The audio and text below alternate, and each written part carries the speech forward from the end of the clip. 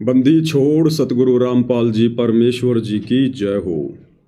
परमपिता परमात्मा सारी सृष्टि के रचनहार कुल मालिक असंख्य ब्रह्मांडों के स्वामी जगत गुरु तीनों लोकों में प्रवेश करके सबका धारण पोषण करने वाले राजाधिराज आत्माधार नाथों के नाथ देवों के देव महादेव सर्वेश्वर महेश्वर मृत्युंजय अजरो अमर आदि अनादि सनातनी प्रभु जगत पिता जगदीश्वर श्री श्री 1008 की उपाधि के वास्तविक अधिकारी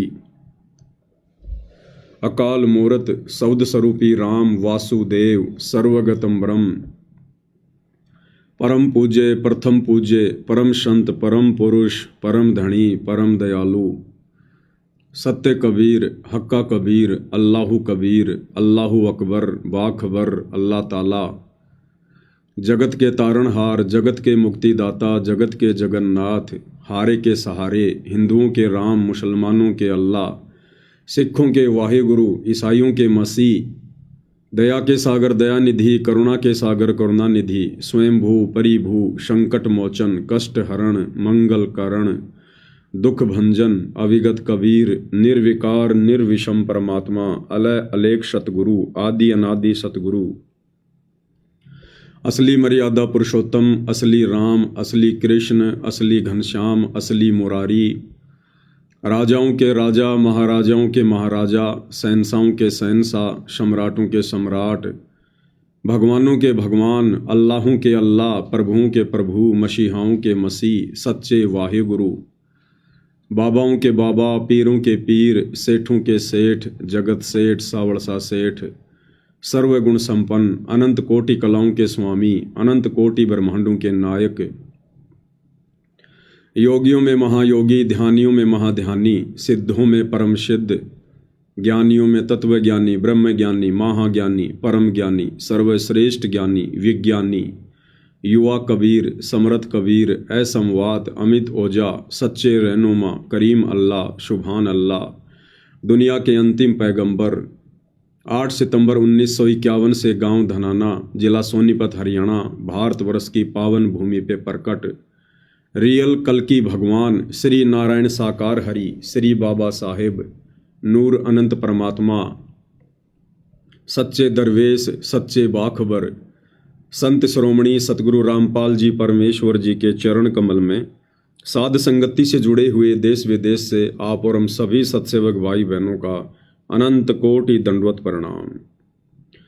सत्साई भाई और बहनों, बहुत बड़ी दया बहुत बड़ी मेहर पूज्य गुरुदेव भगवान की परमेश्वर रामपाल जी की, जिनके शुभ आशीर्वाद से विशेष आशीर्वाद से साध संगति से जुड़कर हम सभी सत्सेवक भाई बहन अपनी आत्मा के कल्याण के लिए इस सत भक्ति मार्ग पर गुरुदेव भगवान के अमर तत्व ज्ञान को आधार बनाकर दृढ़ता के साथ हर प्रकार से संघर्ष करते हुए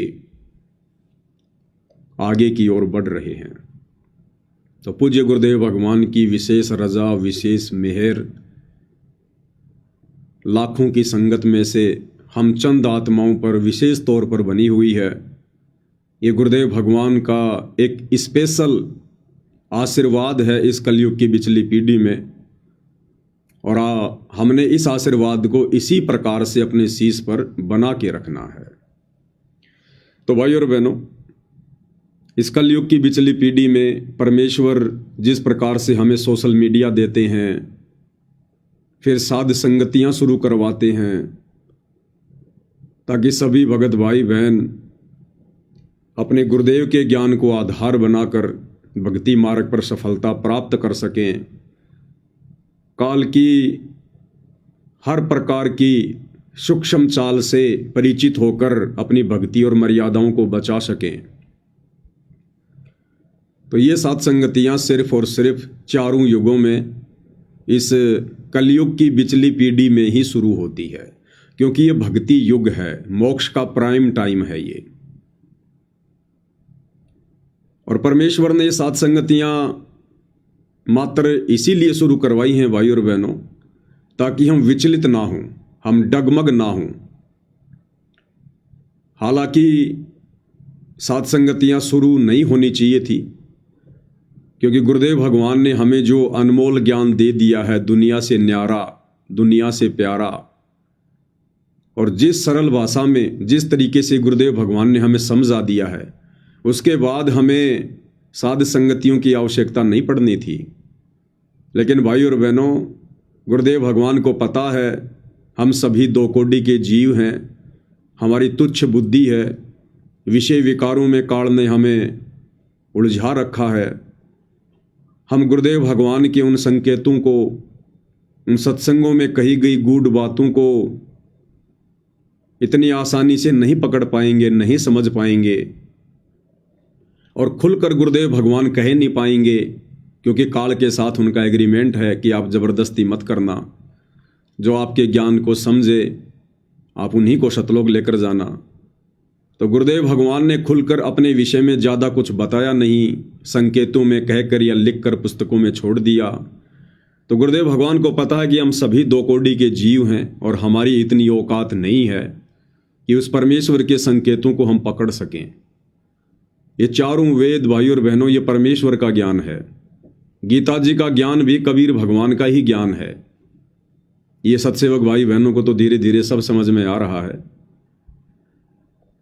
तो सोचिए भाई और बहनों, ये संस्कृत के प्रकांड ज्ञाता विद्वान मनु जैसे, वेद व्यास जैसे, वशिष्ठ और विश्वामित्र जैसे, चुणक जैसे, कपिल ऋषि जैसे, ये लोग भाई और बहनों इन वेदों में लिखे गए परमेश्वर के संकेतों को नहीं समझ पाए, गीता जी में लिखे परमेश्वर के संकेतों को नहीं समझ पाए। तो भला भाई और बहनों, आप और हम दो कोटि के कलयुगी जीवों की फिर क्या औकात कि वेदों और गीता जी से भी ज्यादा गूढ़ रहस्य युक्त पूज्य गुरुदेव भगवान के इन सत्संगों में छुपे हुए संकेतों को हम समझ सकें। तो ये दया भी फिर परमात्मा ही करते हैं। परमेश्वर हमारा ज्ञान योग खोलते हैं, हमें सद्बुद्धि देते हैं, हमारी जर लग चुकी बुद्धि को परमेश्वर साफ करते हैं। और ये साध संगति के टुकड़े गुरुदेव भगवान हम भगत भाई बहनों की झोली में डाल देते हैं, जैसे कुत्ते को रोटी का टुकड़ा डाला जाता है। क्योंकि परमात्मा ने हमें सतलोक लेकर जाना है। वे तो सतलोक के राजा हैं, शहंशाह हैं, उनका तो एक पैर सतलोक में, दूसरा पृथ्वी लोक पर। वो तो 1 सेकंड में आते हैं, 1 सेकंड में जाते हैं, वो किसी के बंधन में नहीं है, वो तो बेपरवाह अबंध परमात्मा है। लेकिन हमारी भक्ति ज्यादा से ज्यादा कैसे बने, कैसे भक्ति धन जमा हो, इसके लिए परमेश्वर भक्ति के साथ साथ ये साध संगति रूपी एक छोटा सा रोटी का टुकड़ा भी हमें डाल देते हैं, ताकि इस साध संगति के बहाने हम गुरुदेव भगवान की महिमा करके, उनकी सेवा करके, और सभी भगत भाई बहन मिलजुल के ज्ञान आधार से चर्चा करके और बुराइयों से दूर हो सकें, काल की सूक्ष्म चाल से परिचित हो सकें और अपनी भक्ति को मर्यादाओं में रह के कर सकें। इसलिए परमेश्वर इस कलयुग की बिचली पीढ़ी में ये साध संगतियां उपलब्ध करवाते हैं। अन्यथा भाइयों और बहनों, सतयुग, त्रेता, द्वापर और कलयुग का प्रथम चरण परमेश्वर ने कभी भी इस प्रकार से साध संगतियां अपनी संगत में शुरू नहीं करवाई। वो बेचारे साध संगति कहाँ से करते, उनको तो ज्ञान भी अच्छे से समझ में नहीं आया। उनको तो सत्संग भी साल 6 महीने में कभी कभार जब परमात्मा उस क्षेत्र में जाया करते थे तब उनको सुनने को मिला करते थे। तो बेचारे वो कहाँ से साध संगति कर लेते। तो ये दया परमेश्वर ने आज बख्शी है, क्योंकि आज ये मोक्ष का बिल्कुल पीक टाइम आ चुका है, सीजन आ चुका है, और कोई कमी परमेश्वर अपनी तरफ से नहीं छोड़ेंगे। इसलिए परमेश्वर ने आप और हम दो कोटि के जीवों के ऊपर ये दया बख्शी है, हल्का सा ज्ञान योग खोला है। परमेश्वर हमें सत्य प्रेरणा करते हैं, जिस आधार से हम भक्ति मार्ग पर 2 कदम आगे बढ़ रहे हैं। अब परमेश्वर की तो प्रोसीजर ये है भाई और बहनों, जो आपने अभी तक सुन ली, ज्ञान आधार। और काल की क्या प्रोसीजर है? काल जमा करेगा भीड़, अज्ञानी, लूले, लंगड़े, बहरे, ज्ञानहीन। काल इस प्रकार के लोगों को परमेश्वर रामपाल जी के सतभक्ति मार्ग में ज़्यादा से ज़्यादा एंट्री दिलवाने का प्रयास करेगा, ताकि 650 साल पहले की तरह एक मूर्खों का टोल खड़ा हो जाए, जिनकी ना कोई मर्यादा हो, ना जिनका कोई ढंग का आचरण हो, गधे और घोड़े सब मिक्स हो जाएं। तो काल ये कोशिश करेगा,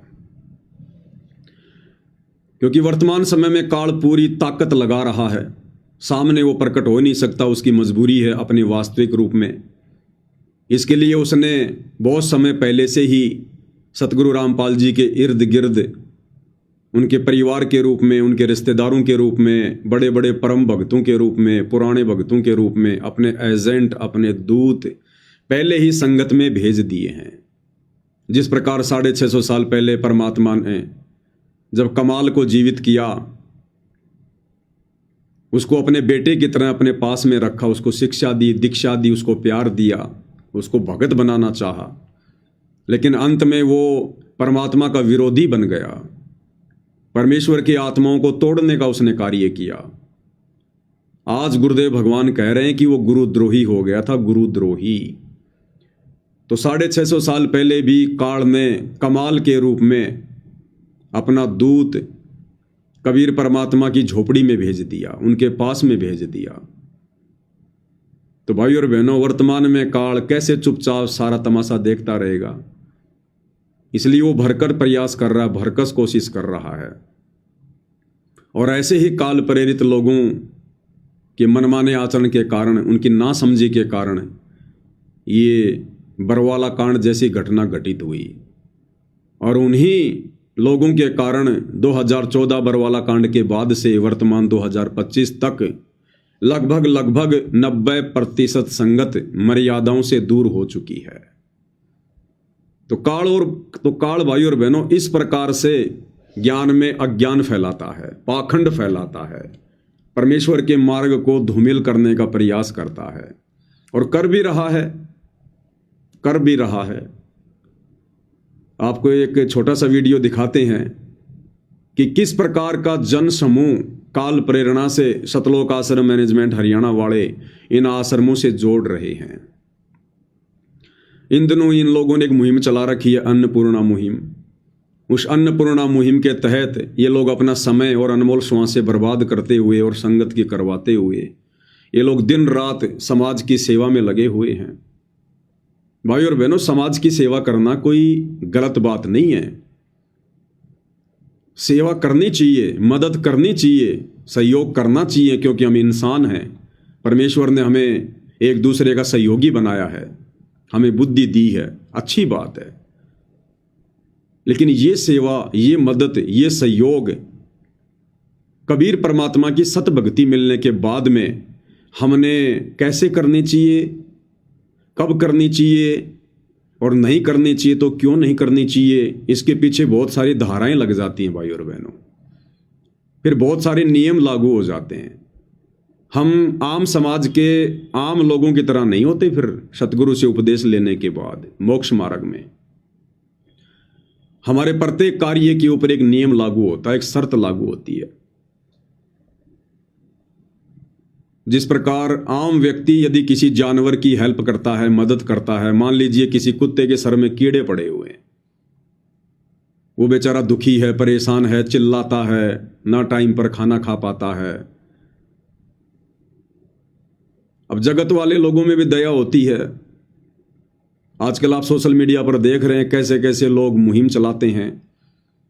उन्होंने अपने पेज बना रखे हैं, चैनल बना रखे हैं, और वो दिखाते हैं कि किस प्रकार से वो एक ऐसा कुत्ता पकड़ के लाए जिसके सर में कीड़े पड़े हुए हैं, खुजली लगी हुई है। वो उस कुत्ते को वहां से उठाकर लेकर आएंगे, अपने घर पर लाएंगे, वहां पर उसका ट्रीटमेंट करेंगे, उसको नहलाएंगे, इंजेक्शन लगाएंगे, दवाई वगैरह छिड़केंगे, और महीने 20 दिन में जब वो कुत्ता स्वस्थ हो जाता है उसके बाद फिर उसको वापस छोड़ देंगे। तो भाई और बहनों, जो जगत वाले लोग हैं, देखो एक होता है भगत, एक होता है जगत। अब बहुत सारे लोग तो ये भी नहीं समझते कि भगत और जगत क्या होता है। जब मैं बहादुरगढ़ थाने में गया, इन आश्रम वालों ने झूठा मुकदमा मेरे ऊपर लगवाया, तो वहाँ के जो दरोगा जी हैं, SHO हैं, उनसे ऐसे ही बातचीत शुरू हो गई परमात्मा के विषय में कि भाई क्या कारण था इस घटना का, ऐसा तो तूने कोई जुर्म भी नहीं किया जितना ये लोग तेरे पीछे पड़े हुए हैं।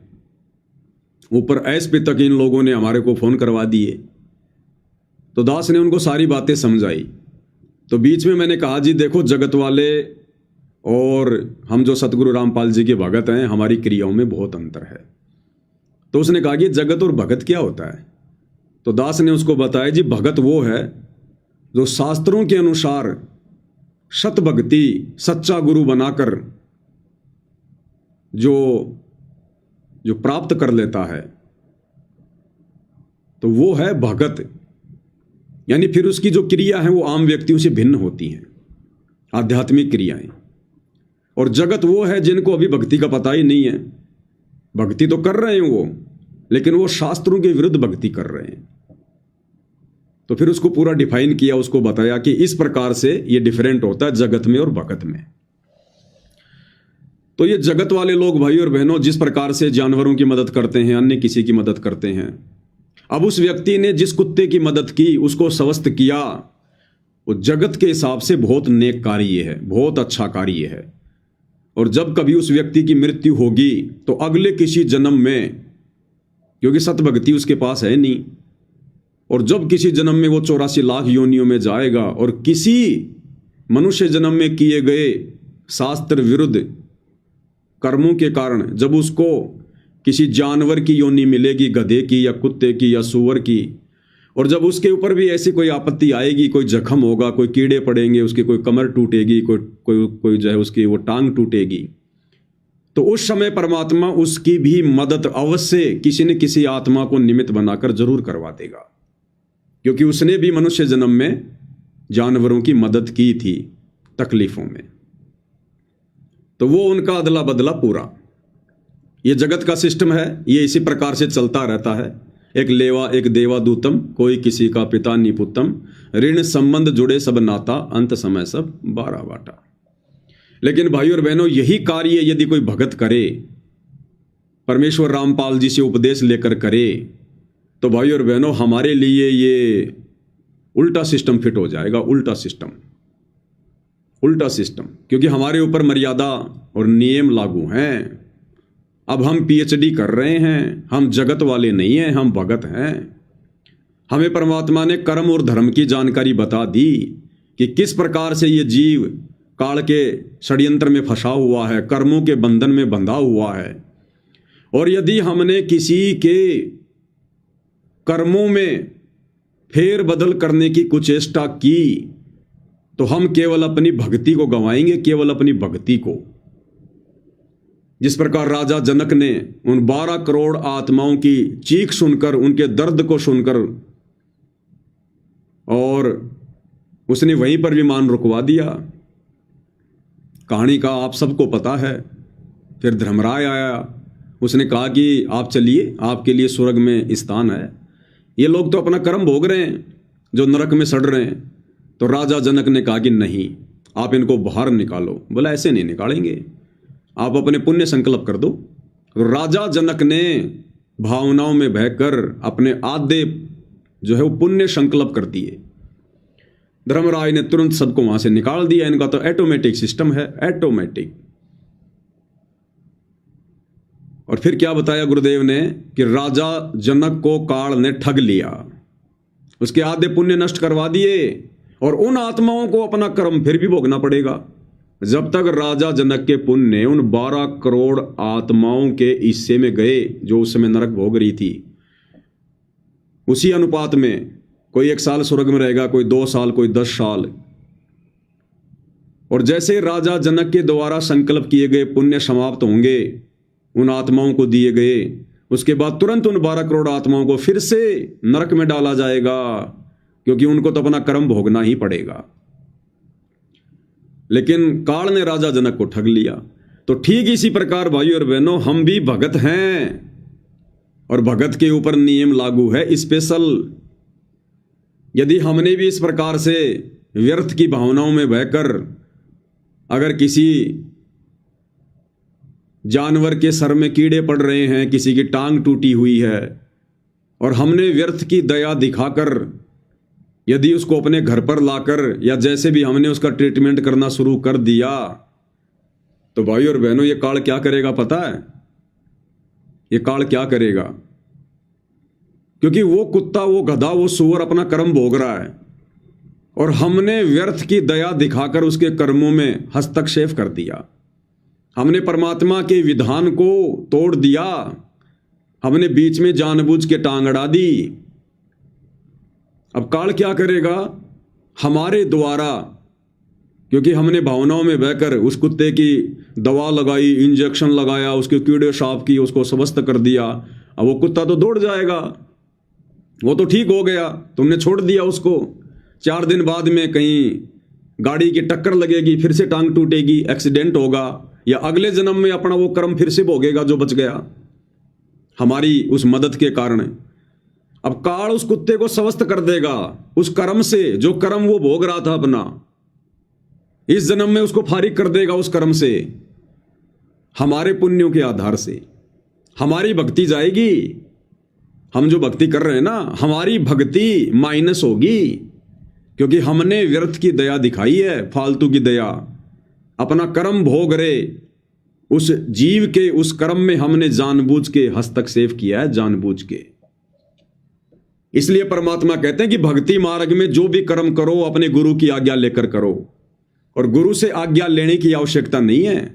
गुरु ने ऑलरेडी आज्ञा दे रखी है, नियम बता रखे हैं, मर्यादा बता रखी है कि भगत ने क्या कर्म जो है करने चाहिए, क्या कर्म नहीं करने चाहिए। भैया ये तो नरक लोक है, पृथ्वी लोक है, 21 ब्रह्मांड काल का लोक है, यहां सब अपने कर्म भोग रहे हैं। ये तो सजा का केंद्र है, ये तो सजा का केंद्र है। अरे ब्रह्मा विष्णु महेश भी समझदार।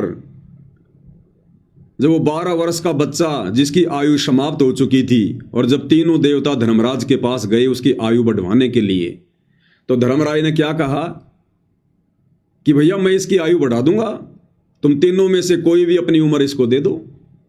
तीनों ने हाथ खड़े कर दिया कि हम अपनी उम्र नहीं देंगे भाई। तो इसी प्रकार भाई और बहनों, हमने ये व्यर्थ की दया नहीं दिखानी है। अब सवाल उठेगा, भाई क्या हमारे घर में जो जानवर हैं, गाय है, भैंस है, कुत्ते हैं, बिल्ली हैं, या बैल है, ऊंट है, क्योंकि बहुत सारे भगत गांव में रहते हैं, वो किसान है, भाई अगर हमारे उन मवेशियों के साथ, जानवरों के साथ यदि ऐसी कोई नौबत आ गई, तो क्या हम उनकी भी मदद नहीं करेंगे? अवश्य करनी पड़ेगी। क्यों करनी पड़ेगी? क्योंकि वो हमारे अधीन है, वो हमारे अधीन हैं, हम उनसे कार्य ले रहे हैं, वो हमारे पालतू हैं, हम उनको चारा खिलाते हैं, वो हमें दूध देते हैं। और ये कुत्ता बिल्ली भाई और बहनों हमने नहीं पालने हैं, ध्यान रखना।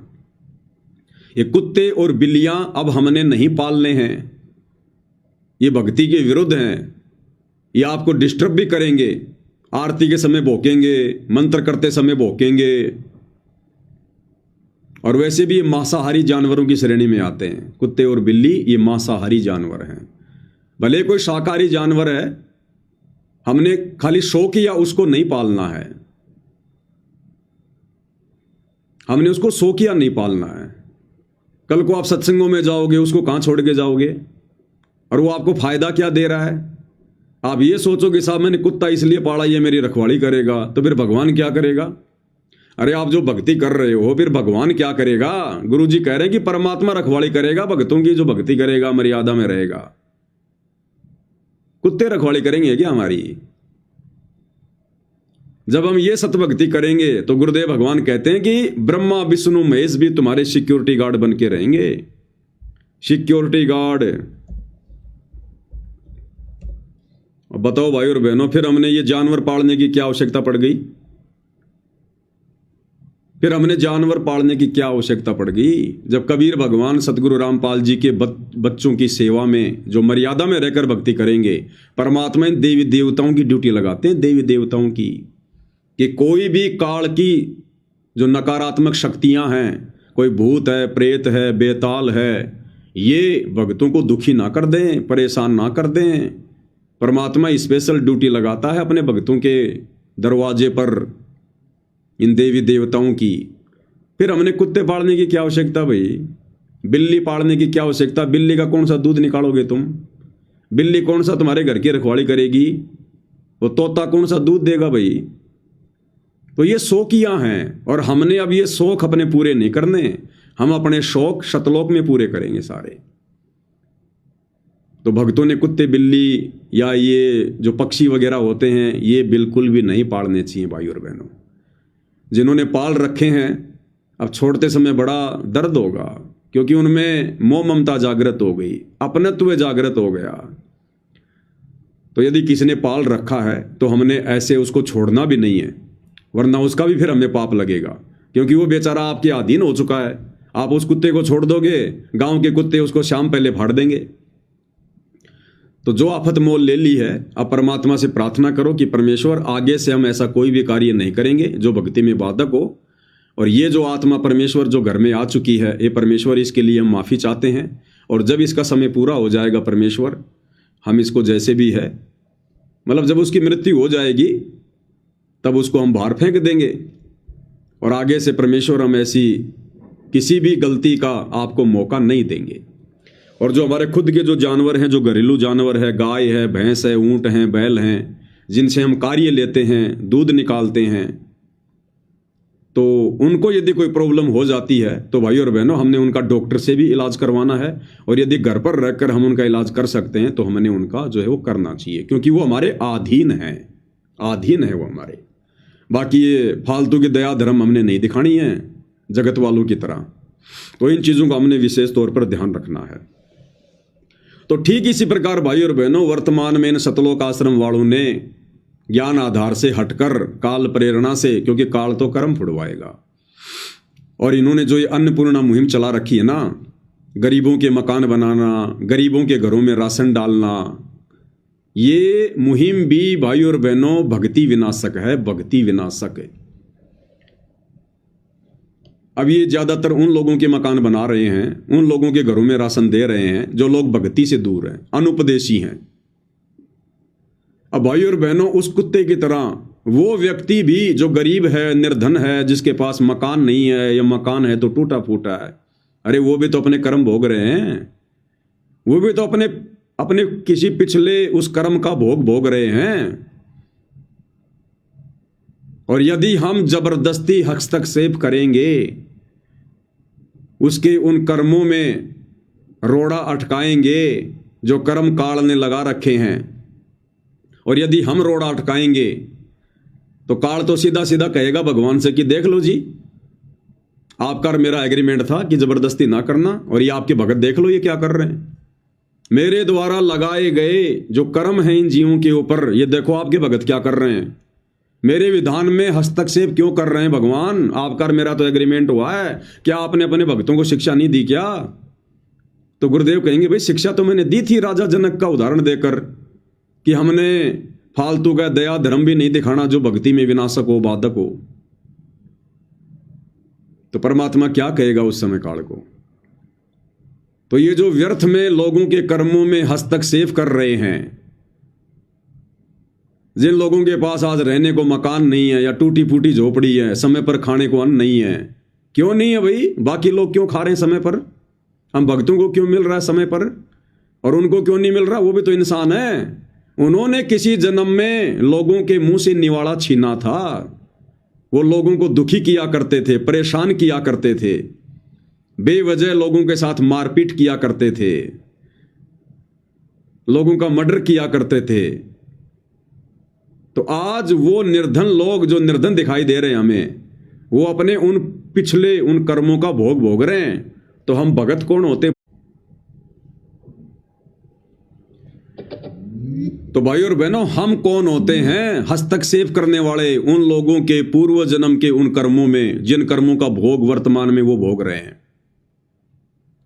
हस्तक्षेप वो करे जो सतगुरु रामपाल जी का भगत नहीं है, जो काल के विधान के अंतर्गत शास्त्र विरुद्ध साधना कर रहा है। जैसे बहुत सारे समाज सेवी लोग हैं, बहुत सारे लोगों ने ये चैरिटियां खोल रखी हैं, वो दान करते हैं, कंबल बांटते हैं, लोगों को साइकिल देते हैं, रिक्शा देते हैं। तो ये उन लोगों का काम है। अरे हमें तो मोक्ष प्राप्त करना है, हमने तो बहुत सोच समझ के काल के विधान से बच के आगे चलना है। तो ये वर्तमान में अन्नपूर्णा मुहिम जो शुरू कर रखी है, ये परमेश्वर रामपाल जी की मुहिम नहीं है, ये उनके ज्ञान आधार से कहीं भी उचित नहीं है। ये जबरदस्ती लोगों को जा जाके जो राहत दे रहे हैं और सोच रहे हैं कि हमारे को पुण्य मिलेगा, पुण्य मिलेगा।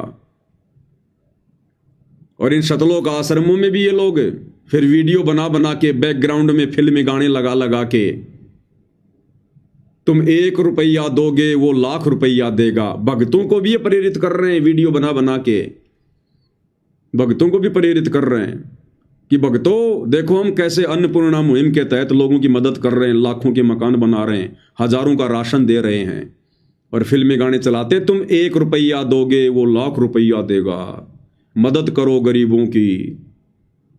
संगत को भी लपेटे में ले रहे हैं ये लोग इस अन्नपूर्णा मुहिम के तहत। भाई और बहनों, ये भक्ति मार्ग है। इसलिए गुरुदेव कहते हैं, काल कसाई तक तक मारे पग पग पे यो बाणा। ये ऐसी सूक्ष्म चाल चलता है, भगत समझ ही नहीं पाता। भगत सोचता हम तो उनकी भलाई कर रहे हैं। भैया ये काल का लोक है, यहाँ कहाँ भलाई करनी है। हम पहले अपनी भलाई तो करवा लें, भक्ति करके यहाँ से बाहर निकल जाएं, उसी में हमारी भलाई है। सबसे बड़ी भलाई ये है कि हम अपना आत्म कल्याण करवा लें।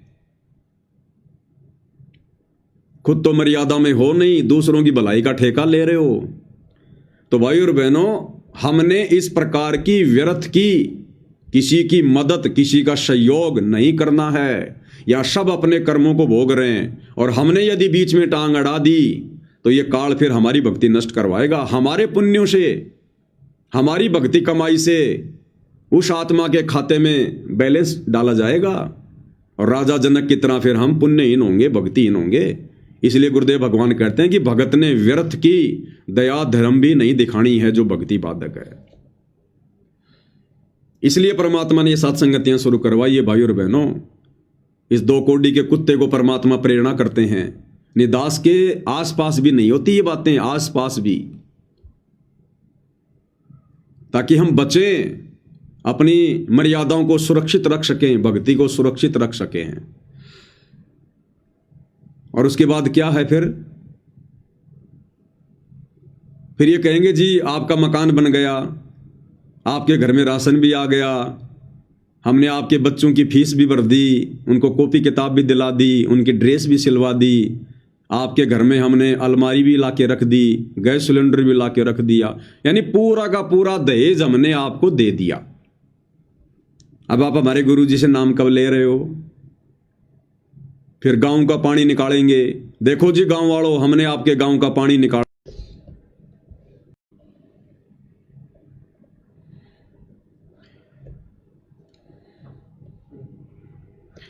थोड़ा बीच बीच में नेट वगैरह डिस्कनेक्ट हो जाता है भाई और बहनों। फिर ये जो गांव का पानी निकाल रहे हैं बाढ़ का, कहीं पर 50 लाख की मदद कर रहे हैं मोटर और पाइप देकर, कहीं 30 लाख की, कहीं 15 लाख की। फिर उस गांव का पानी निकलने के बाद में गांव वालों से कहेंगे जी आप कब नाम ले रहे हो हमारे गुरुजी से? अब भाई और बहनों, ये है जबरदस्ती लोगों को भगत बनाना, परमात्मा के विधान को तोड़कर लोगों को भगत बनाना। जैसे पूज्य गुरुदेव भगवान का विधान क्या था? पूज्य गुरुदेव भगवान ने बताया कि अगर इस आश्रम की तरफ आपने आना है तो हमने पुस्तकें लिखकर दे रखी हैं। पहले भक्ति सौदागर को संदेश थी, फिर उसी का दूसरा विकल्प ज्ञान गंगा बना दिया गया। तो गुरुदेव भगवान कह रहे हैं कि हमने पुस्तकें बनाकर दे रखी हैं, और पुस्तक खोलते ही सबसे पहले नियम है, नियम कि अगर आपने ये भक्ति लेनी है, उपदेश लेना है, तो ये नियम आपने आजीवन फॉलो करने पड़ेंगे। अगर आप इन नियमों से सहमत हैं कि हाँ जी हम सारे नियम निभाएंगे, तो गुरुदेव ने बताया आश्रम की तरफ अपने कदम रखना, अन्यथा और ज्ञान सुनो अच्छे से और पुस्तकें पढ़ो। तो गुरुदेव भगवान की तो है भक्तों को जोड़ने की प्रोसीजर, ये ज्ञान समझाकर। क्या कह रहे हैं परमात्मा, थोड़ा ध्यान से सुनिए। कहते नकबे सर नकबा बनी पैर थी हार हमेल, 1-1 लाख के गहने पहरा करती, आज वो सुंदरी से कुतिया बनी देख साहिब के खेल। तो पुण्यात्मा ये इन बातों से डर लगना चाहिए। इन बातों से डर लगने लगेगा, मालिक में रुचि बनेगी और भजन करने को दिल करेगा। और ये लोग दिखावा जो ड्रामा है, नाचा कूदी, ये बकवाद मन में आवे को नहीं, ये कहने की आवश्यकता नहीं पड़ा। दास ने कैसा मत करियो, हाँ कहना तो पड़ता है एक बार बालक को, कुछ दिनों के बाद फिर आपकी रुचि ना बढ़े। इतना तो इस दास को विश्वास हो गया है कि परमात्मा के बच्चे भगवान को पहचानने लग गए, क्योंकि अब शिक्षित समाज है। आपको नाम दिया जाता है, नाम देने से पहले सब नियमों से परिचित कराया जाता है। और हमने ये पुस्तक बनाई है भक्ति सौदागर को संदेश, इसके प्रथम अध्याय में ही हमने नियमों का पूरा विस्तार से विवरण दिया है कि कोई भी पुण्यात्मा इस आश्रम की तरफ आएगा तो पहले तैयार होकर आवे। पहले क्या होता था कि भक्तजन समझाते थे नाम ले लो तुम्हारा कल्याण हो जाएगा, बड़े सुख होते हैं, यहाँ आ जाते थे उपदेश लेने। और यहाँ आकर के हम फिर उनको लिस्ट दिखाते थे, ये नियम निभाने हैं, तो बात जाते थे नहीं हमारा तो ये नियम नहीं नंबर, क्योंकि वो उल्टे रंग में रंगे हुए वो सारे। तो अब उनको पहले ये लिख कर दे दिए कि तुम तैयार होकर आ जाना, तुम्हारा मन मानने तक आना, क्योंकि कल्याण होगा इस मर्यादा में रहने से। तो अब ये दास देख रहा है कि अब कितना डर लगता है बहन बेटी भाइयों को, बच्चों को। तो गुरुदेव भगवान ने तो ये प्रोसीजर बताई भगत बनाने की, लोगों को सतगुरु से जोड़ने की। और सतलोक आश्रम मैनेजमेंट हरियाणा वाले, इनकी क्या प्रोसीजर है भाई और बहनों? जबरदस्ती लोगों के उन कर्मों में हस्तक्षेप करके और आश्रमों में भीड़ इकट्ठा करने की। अब इस प्रकार के लोग जो इनके एहसानों के नीचे आ जाते हैं। अब आपने जिसका 10 लाख का मकान बना दिया, जिसके घर में आपने 5,000 का राशन डाल दिया, और उसको कहोगे जी हमारे गुरु जी से नाम लोगे, तो मना करेगा आपको। वो ये कहेगा हाँ जी जरूर नाम लेंगे, जरूर नाम लेंगे हम, लेगा वो। लेकिन क्या उसने ज्ञान समझा? और ऐसे लोग फिर उपदेश लेकर फिर क्या करेंगे? कितने दिन रुकेंगे? वो आएगा अकेला, और जब जाएगा तो 4 को साथ में लेके जाएगा, और सारी बकवाद करेगा। वो उपदेश भी ले लेगा और फिर बकवाद भी सारी करेगा और लोगों को बिगाड़ेगा। लोग कहेंगे भाई देखो ना संत रामपाल जी के भगत तो गहने भी पहनते हैं, चूड़ियां भी पहनती है माता बहनें, हार श्रृंगार भी करती हैं, टिक्की बिंदी भी लगाती हैं। तो सब फिर वैसा ही करने लग जाएंगे देखा देखी में। एक छोटा सा वीडियो दास आपको दिखाना चाहेगा। इन्होंने हरियाणा के एक गांव का बाढ़ का पानी निकाला, और बाढ़ का पानी निकालने के बाद में उस गांव का कोई एक युवक है, वो वीडियो बना बना के डाल रहा है फेसबुक पर, उसका कोई पेज है, वो वीडियो बना बना के डाल रहा है। और क्या कह रहा है कि भाई हमारे लिए तो संत रामपाल जी महाराज भगवान बन के आए हैं, भगवान बन के। हमारी मदद किसी ने नहीं की, ना मंदिर वालों ने, ना दूसरे बाबाओं ने। संत रामपाल जी ने हमारी मुसीबत में मदद की, हमारे खेत का पानी निकाला, हमारी फसल को बचाया। भाई हमारे लिए तो भगवान आ रहे हैं, भगवान। और लास्ट में जब इंटरव्यू लेने वाले व्यक्ति ने कहा भाई फिर नाम वगैरह लेने की क्या सलाह है, तो कह रहे भाई ना तो मैंने नाम लिया और ना मैं नाम लेंदा, कि ना तो अभी तक मैंने नाम लिया है और ना भाई मैं संत रामपाल जी से नाम लूंगा। और व्यर्थ के उपदेश दे रहा है कि संत रामपाल जी भगवान आए हुए हैं, भगवान आए हुए हैं। पहले आप उनका ये वीडियो सुनिए भाई और बहनों। भाई संत साहेब रामपाल जी महाराज संत साहेब भगवान है भाई। मारा नाम का तो से कोई गुंडा को, से कोई आतंकवादी को, हमने से गुंडा से आतंकवादी की जरूरत है ना, कि हमने से देशभक्त हैं जो हमारा काम में नहीं आवा। हमको जितनी गुंडा बताओ हो, जितनी तम देशद्रोही बताओ हो, वही हमारा नाम का हकीकत में इस टाइम भगवान है। हमने उसा देशद्रोही था शिक्षा लेनी चाहिए रामपाल जी महाराज था। जितनी काम करना जरा पानी चढ़े 20-20 लाख 25-25-30 लाख का सामान दिया, 55 मोटर 30,000 फुट पाइप देने का काम करे तो 100 रामपाल है और श्रम आनी चाहिए उन मंदिर वाले पुजारिया ना। मंदिर तो कोई हमना आपत्ति नहीं है, मंदिर में हमारी श्रद्धा 2 टाइम मंदिर में जाओ, उन पुजारिया ने श्रम आनी चाहिए जो ये बड़े बड़े मंदिर में बैठे सैला से तिरुपति ये हमारे नजदीक बनबोरी, इन मंदिर में जो पुजारी बैठे उन्हें श्रम आनी चाहिए। करोड़ों रुपया का एक एक महीने का चंदा और वहां देख देख वहां ले दाम देवा है और वहां गोजी मंगालना है और मुसीबत जब किसान पावा है और वहां आपकी गोज भरने का काम करे, बिल्कुल भी किसान की मदद नहीं करने का काम करे। दूध जो काम कर रहे हैं भाई इस टाइम इस एरिया में रामपाल जी महाराज कर रहे हैं, जमा गर्व है इस बात पर भाई। हमने शर्मिंदगी भी महसूस हुआ, हमें गाड़ी दिया करते हैं राज मारे काम आया। नाम नूम लेने की सलाह कर ली गई? बिल्कुल भी नहीं, नाम ना लिया ना लेंदा। अच्छा, नाम नूम लेने की सलाह कर ली गई? बिल्कुल भी नहीं, नाम ना लिया ना लेंदा। अच्छा, नाम नूम लेने की सलाह कर ली गई? बिल्कुल भी नहीं, नाम ना लिया ना लेंदा। अच्छा, जो अच्छा करेगा उसका प्रचार कराएंगे, उसका गला खड़े होवांगे। अब बताओ भाई और बहनों, कह रहा है ना तो नाम लिया और ना मैं नाम लेंदा, यानी ना मैं नाम लूंगा, जो अच्छा काम करेगा हम तो उसका प्रचार करेंगे। तो इस प्रकार के भगत ये काल सतलोक आश्रम वालों के माध्यम से जोड़ना चाहता है, जिनको ना कोई ज्ञान ना कोई मर्यादाओं की जानकारी, केवल अपने स्वार्थ के लिए संत रामपाल जी को कह रहे हैं कि भगवान आया हुआ है, भगवान आया हुआ है। अरे भाई, आज तक 30 साल हो गए, संत रामपाल जी के 90% भगत ही नहीं जान पाए, नहीं पहचान पाए कि संत रामपाल जी भगवान आए हुए हैं। इस भाई को कैसे एक ही दिन में पता चल गया कि संत रामपाल जी भगवान आए हुए हैं? तो ये ज्ञान नहीं बोल रहा, ये इस गांव का स्वार्थ बोल रहा है। अगर इस गांव की बाढ़ का पानी संत रामपाल जी के इन सतलोक आश्रम वालों ने मदद करके ना निकाला होता, और यदि बाबा राम रहीम के भक्तों ने निकाल दिया होता, अगर बाबा राम रहीम के मैनेजमेंट ने इनको ये 5 मोटर और 10-20 हज़ार फुट पाइप दे दिए होते, तो आज ये भाई इसी प्रकार से वीडियो बना के बाबा राम रहीम की महिमा करता कि भाई बाबा राम रहीम ने चाहे कोई बलात्कारी को चाहे कोई गुंडा को मारे लेखे तो वो भगवान है, भगवान जिसने हमारे गांव का पानी निकाल दिया।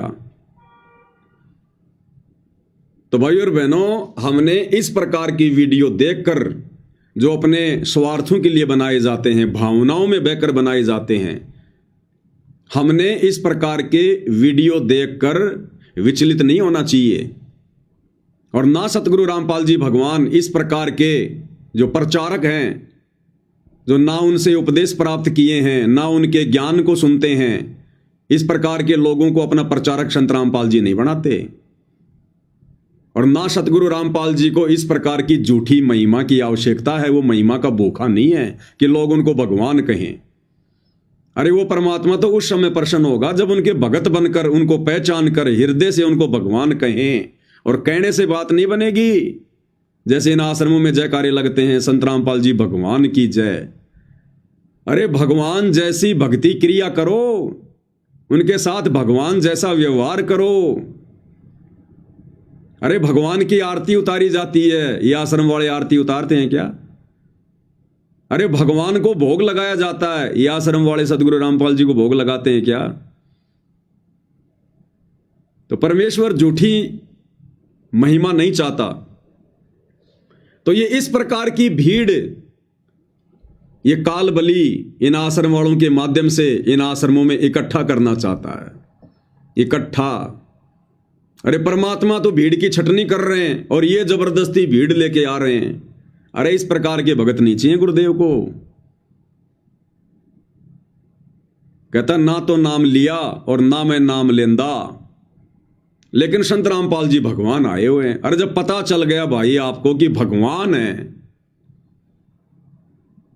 और फिर भी नाम नहीं ले रहा, तो फिर भगवान कैसे झूठी महिमा को स्वीकार करेगा? अब जैसे कोई व्यक्ति किसी को बता दे कि भाई ये मिठाई है और इस मिठाई की ये गुण हैं, और बहुत सारे लोग इकट्ठा होकर मिठाई खा रहे हैं और कह रहे हैं वाह आनंद आ गया, क्या मीठा है, वाह वाह वाह। और इस जैसा भाई देख रहा है, सुन रहा है, और वो फिर वीडियो बना बना के कहे कि भाई देखो मिठाई ऐसी होती है, मिठाई ये है, मिठाई खाने से आनंद आता है। और इंटरव्यू लेने वाला कहे कि भाई फिर आपके क्या विचार है मिठाई खाने को लेकर? और फिर ये भाई कहे कि ना तो मैंने मिठाई खाई और ना मैं मिठाई खांदा, लेकिन लोग अगर खा रहे हैं तो मैं तो प्रचार करूंगा। अरे क्या फायदा भाई, फिर तूने मिठाई खाई नहीं, तू मिठाई के टेस्ट को जानता नहीं और कह रहा ना मैंने खाई ना मैं खाऊंगा, और फिर भी मिठाई का प्रचार कर रहा है। तो ये क्या है भाई और बहनों? या तो मूर्खता या फिर सवारत है, या तो मूर्खता या फिर सवारत है। मूर्खता तो ये हो गई कि जब मिठाई में इतने अच्छे गुण हैं तो फिर मिठाई को ना खाना फिर मूर्खता है, और प्रचार अगर फिर भी वो प्रचार करता है तो फिर ये सवारत है, शवारत है। क्योंकि फिर वो मिठाई बनाने वाली कंपनी उस व्यक्ति को कुछ न कुछ मदद कर रही है, जिस कारण से वो मिठाई ना खाकर भी उसका प्रचार कर रहा है। तो भाई और बहनों, सतगुरु रामपाल जी भगवान ने इस प्रकार के प्रचारकों की आवश्यकता नहीं है जिस प्रकार के प्रचारक ये सतलोक आश्रम वाले जबरदस्ती तैयार कर रहे हैं। तो हम सत्सेवक भाई बहनों ने इस प्रकार की वीडियो देखकर, और हमने उनके वीडियो को आगे शेयर नहीं करना चाहिए कि लो जी ये तो गुरु जी को भगवान कह रहा है, बहुत अच्छी बात है, करो वीडियो शेयर। कल को इस गांव में दोबारा से कोई आपत्ति आ गई और बाबा रामपाल के भक्तों से पहले अगर आसाराम जी के भक्तों ने जाके मदद कर दी तो फिर यही भाई वीडियो बना बना के आसाराम की महिमा करेगा, और तुम्हारे द्वारा शेयर किए जाने से फिर वो वीडियो बाकी दुनिया देखेगी। तो हमने किसी के भी वीडियो पर, दास बहुत पहले ये जानकारी आपको दे चुका है, 1-1.5 साल पहले, कि जगत वालों के चाहे कितने अच्छे वीडियो हों, कितनी अच्छी बातें हों, हमने उनके वीडियो को ना तो लाइक करना है ना हमने शेयर करना है। लाइक और शेयर बिल्कुल भी नहीं करना हमने, क्योंकि एक बात वो अच्छी बोलेगा और फिर वो 10 बात वो फालतू की उसमें जो है वो डालेगा, 10 बात फिर वो फालतू की जो है वो डालेगा। तो उसकी फालतू की बातें भी फिर हमारे शेयर करने से ज़्यादा प्रचारित होती हैं, वहाँ फिर हम दोषी बनते हैं। तो हम भगत भाई बहनों ने इस प्रकार से भी बहुत सावधानी बरतनी है, बहुत सावधानी बरतनी है हमने, भावनाओं में नहीं बहना हमने बिल्कुल भी। तो इस प्रकार के प्रचारकों की सतगुरु रामपाल जी को कोई आवश्यकता नहीं है। जिस प्रकार के प्रचारक ये सतलोक आश्रम वाले भाई बंधु व्यर्थ में इकट्ठा कर रहे हैं, जमा कर रहे हैं, क्योंकि अभी तक तो सतगुरु रामपाल जी को परमात्मा उनके भक्तों ने नहीं माना, इन आश्रम वालों ने नहीं माना। जुबान से तो वो भी संत रामपाल जी को कबीर जी कह रहे हैं, भगवान कह रहे हैं, जुबान से ये भाई कह रहा है, और जब बात आई नाम दीक्षा लेने की तो मना कर दिया कि ना तो लिया और ना लूंगा।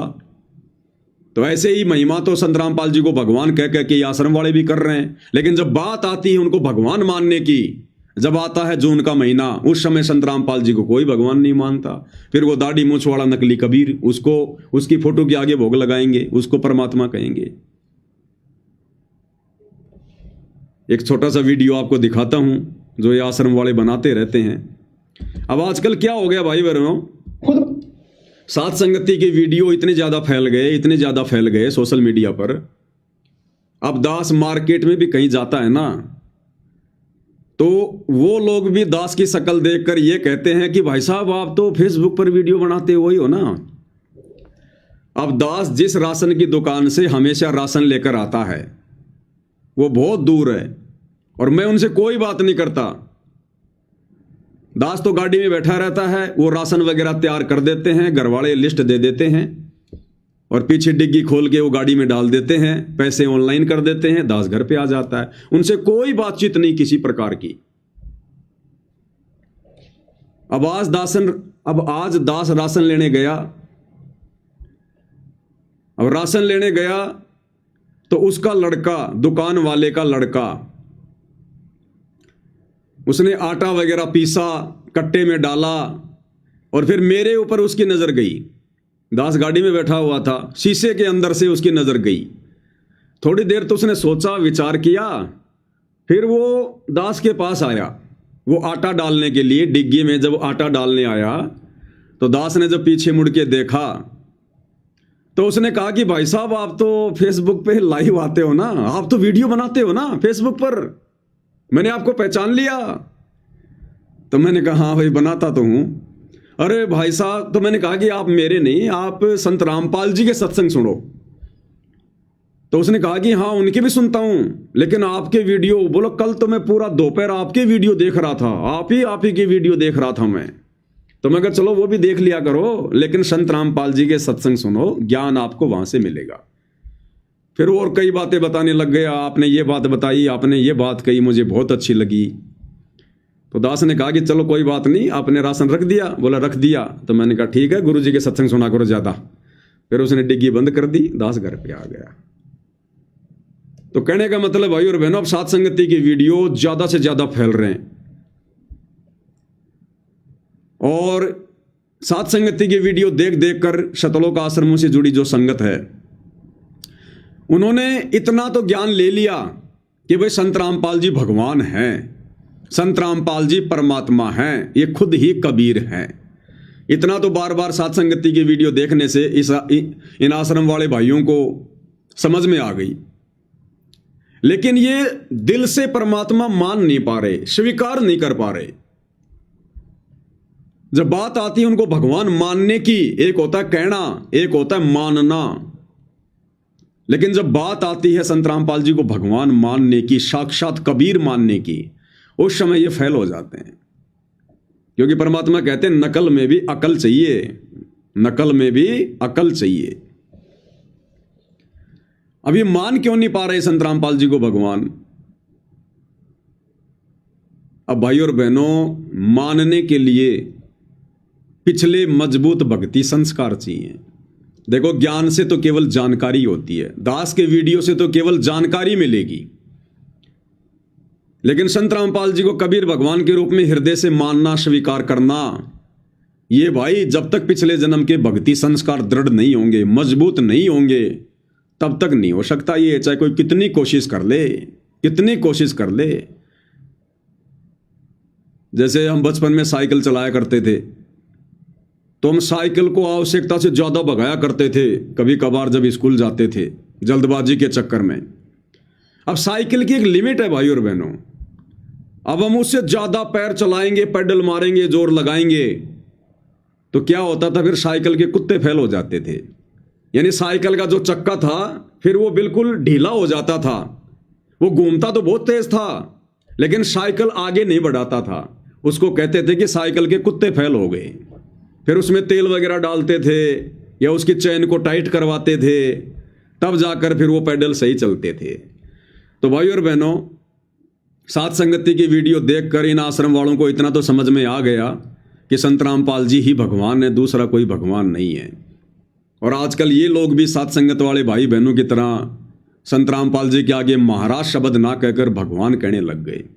लेकिन जब बात आती है संत रामपाल जी को भगवान मानकर उनकी आरती उतारना, उनको भोग लगाना, उनकी महिमा करना, एकमात्र उन्हीं को दंडवत करना, उन्हीं की फोटो घर में रखना, उस समय भाई और बहनों इन आश्रम वालों के कुत्ते फैल हो जाते हैं। उस समय इनके कुत्ते फैल हो जाते हैं। फिर क्यों? क्योंकि इनकी चैन में ग्रीस नहीं है, इनकी चैन टाइट नहीं, अभी लूज है। इनके पिछले जन्मों के जो कर्म हैं, जो शुभ संस्कार हैं, वो अभी लूज हैं। तो वो तो भाई सतगुरु रामपाल जी भगवान ही दया कर सकते हैं, और कोई दया नहीं बख्श सकता है। तो इन्होंने एक वीडियो बनाया है, जो अक्सर ये लोग वीडियो बनाते रहते हैं, ये सतलोक आश्रम वाले। तो इन्होंने आश्रमों में खड़े होकर एक वीडियो बनाया है, कबीर सागर के बोध सागर का हवाला दिया है कि सतगुरु रामपाल जी कौन है। तो आपको दिखा देते हैं इनका एक छोटा सा वीडियो। खुद बताया है, आप देख सकते हैं सर। हमरो उनको एक शरीरा, जाको सुनियो नाम कबीरा। 628 वर्ष पूर्व कबीर साहब ने अपने शिष्य को पहले ही बता दिया था उस संत के विषय में। हमरो उनको एक शरीरा, जाको सुनियो नाम कबीरा। परमात्मा कबीर साहिब जी और संत रामपाल जी महाराज में कोई अंतर नहीं है, और उनका नाम कबीर होगा। संत रामपाल जी महाराज को 1997 में परम अक्षर ब्रह्म कबीर साहिब जी आकर मिले थे, और उस वीडियो के अंदर वही चीज दर्शाई गई है। हमरा उनका एक शरीरा, जाको सुनियो नाम कबीरा। जो परमात्मा कबीर साहिब का शरीर है ना, वही आज उस नौतम सुरती संत रामपाल जी महाराज के रूप में जो प्रकट हुई है, उनका वही शरीर है सर। अब बताओ, इनको ये जानकारी कहां से मिली है? कबीर सागर से, कि हमको और उनको एक शरीरा, और जाको कहिए नाम कबीरा। कि 650 साल पहले ये धर्मदास जी को कबीर जी ने कह दिया था कि जो नौतम सुरती आएगी कलयुग की पिछली पीढ़ी में, जिससे लोगों का उद्धार होगा, उसका और मेरा एक ही शरीर होगा। अब एक ही शरीर का मतलब है एक ही होना। तो इस वाणी का हवाला दे रहे हैं और कह रहे हैं संत रामपाल जी खुद ही कबीर भगवान हैं। अरे भैया, ये बात जानने के लिए आपको कबीर सागर में जाने की क्या जरूरत थी? नित्य नियम को ढंग से पढ़ लिया करो, नित्य नियम विधि विधान से करो, पुस्तक हाथ में लेके, तो तुम्हें पता चलेगा कि ये बात तो बहुत अच्छे से नित्य नियम में लिखी हुई है कि सतगुरु साहिब एक शरीरा और सतगुरु बिना ना लागे तीरा। तो समझ में नहीं आता आप लोगों को। कबीर सागर दिखा रहा कि देखो मैंने खोज कर ली। जैसे जम्बू में जो नकली कबीर पंथी है मधु परमहंस रांजड़ी में, गुरुदेव भगवान ने बताया कि उसने डंडोरा पीटना शुरू कर दिया कि 11वां द्वार मिल गया मुझे, 11वीं खिड़की मिल गई, 11वीं खिड़की मिल गई। तो परमात्मा ने बताया इससे ऊपर तो 12वां द्वार है, उसको पार करके जाएंगे तब सतलोक जाएंगे। 11वां द्वार, 11वां द्वार। तो इसी प्रकार इन्होंने कबीर सागर दिखा के कि देखो खजाना मिल गया हमें, हमको उनको एक शरीरा, जाको कहिए नाम कबीरा। और यहाँ गुरुदेव भगवान रोज नित्य नियम में हमें पढ़ाते हैं कि नालायको, तुम्हें जो भक्ति बोध बना के दी है ना, ये दरबार में सजा के रखने के लिए नहीं दी है। इसको पढ़ो, इसका पाठ करो। इसके मूल्य की जगह गुरुदेव ने लिखा है नित्य नियम, यानी रोजाना इसका पाठ करो। तो समझो तुम अपने गुरुदेव के द्वारा मुफ्त में दी गई नित्य नियम का मूल्य अदा कर रहे हो, नहीं तो तुम धोखा कर रहे हो, धोखा। तो अगर ये सतलोक वाले भाई बहन, सतलोक आश्रम वाले अगर नित्य नियम को ढंग से कर लें, जैसे हम सत्सेवक भाई बहन कर रहे हैं, पुस्तक हाथ में लेके पाठ कर रहे हैं उसका, तो इनको कबीर सागर में देखकर आश्चर्यचकित होने की आवश्यकता नहीं थी कि हमरो और उनको एक शरीरा, ताको कहिए नाम कबीरा।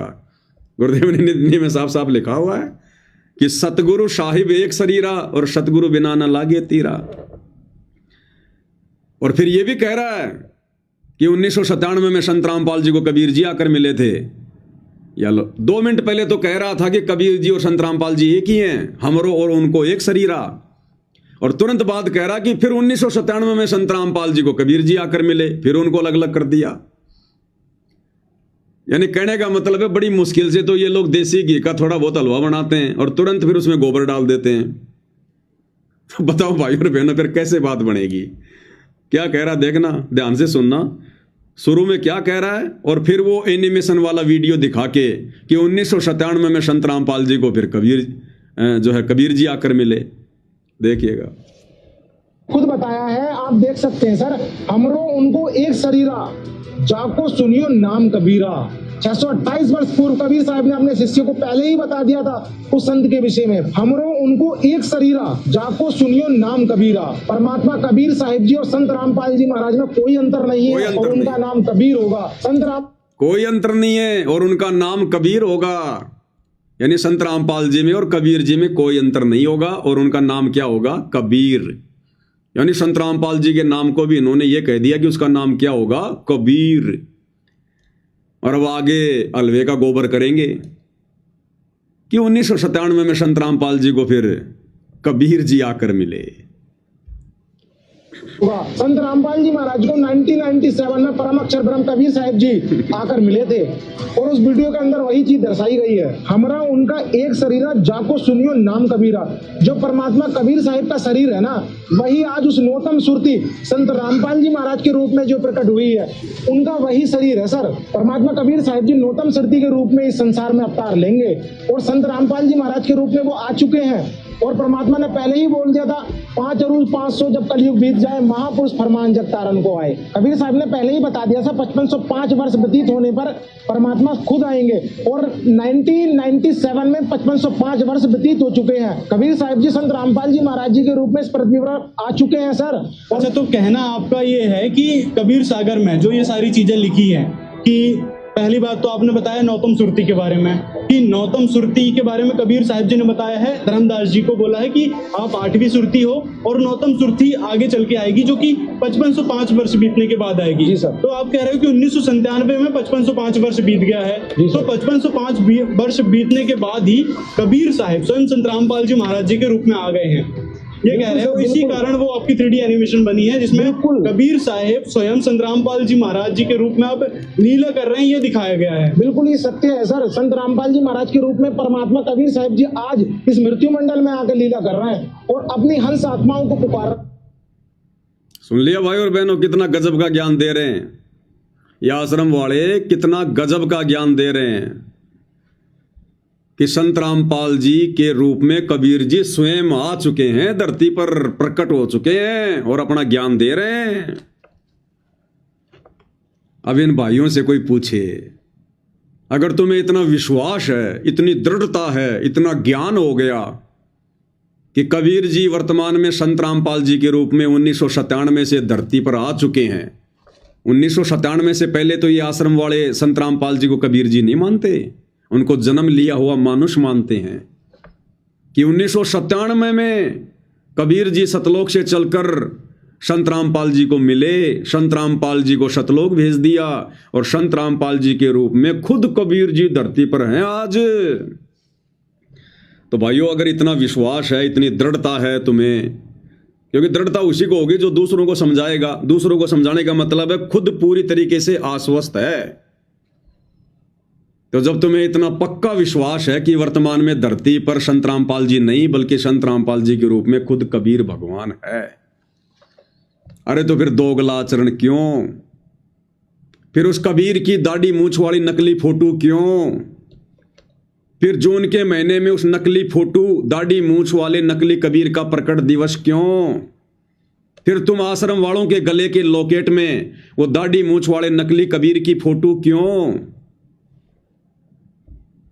फिर तुम सतगुरु रामपाल जी को ही कबीर भगवान मान के उनकी आरती क्यों नहीं उतारते? सतगुरु रामपाल जी को ही कबीर भगवान मान के उनको भोग क्यों नहीं लगाते? एकमात्र दंडवत सतगुरु रामपाल जी को ही क्यों नहीं करते? फिर क्यों तुम गरीबदास जी का बोध दिवस मनाते हो? क्यों जून के महीने में उस नकली फोटो को कबीर मानकर, दाढ़ी मूछ वाली को, उसका प्रकट दिवस मनाते हो? क्यों फिर तुम 8 सितंबर को सतगुरु रामपाल जी को मानुष मानकर, जन्म लिया हुआ मानकर उनका जन्मदिन के बहाने अवतरण दिवस मनाते हो? अगर तुम्हें इतना दृढ़ विश्वास हो गया तो भाइयों और बहनों, केवल सात संगति की वीडियो देख देख कर इन भगत भाई बहनों को इतना तो पता चल गया कि धरती पर संत रामपाल जी के रूप में कबीर जी हैं। लेकिन अब ये मान नहीं पा रहे, हृदय से नहीं मान पा रहे। ज्ञान दे रहे हैं, दूसरों को समझा रहे हैं, लेकिन फिर भी उनको मानुष ही मान रहे हैं। अब जब समय आएगा संत रामपाल जी को भगवान मानने का, उस समय ये फेल हो जाते हैं। तो भाइयों और बहनों, जिस प्रकार से वो गांव वाला भाई, जहां उस गांव का पानी निकाला गया था, अभी आपने वीडियो देखा, जिस प्रकार से वो भाई संत रामपाल जी को भगवान बता रहा है कि भाई मारे कान्नी के तो संत रामपाल जी भगवान आ रहे हैं, हमारी किसी ने मदद नहीं करी, संत रामपाल जी ने मदद की, हमारे लिए तो भगवान है, ये भगवान आ रहे हैं, भगवान है। और जब इंटरव्यू लेने वाले ने कहा कि फिर नाम का क्या विचार है, तो अगर ना तो नाम लिया और ना मैं नाम लेंदा। तो इसी प्रकार ये भाई बहन आश्रम में खड़े होकर वीडियो तो बना रहे हैं कि संत रामपाल जी भगवान हैं, धरती पर आ चुके हैं, और जब आता है जून का महीना फिर कहते हैं संत रामपाल जी भगवान नहीं है, भगवान तो दाढ़ी मूछ वाला कबीर है। तो बताओ फिर उन जगत वालों में और इन सतलोक आश्रम वालों में क्या अंतर है भाई और बहनों? वो जगत वाला फिर भी ठीक है क्योंकि उसको ज्ञान नहीं, इसलिए कह रहा है वो।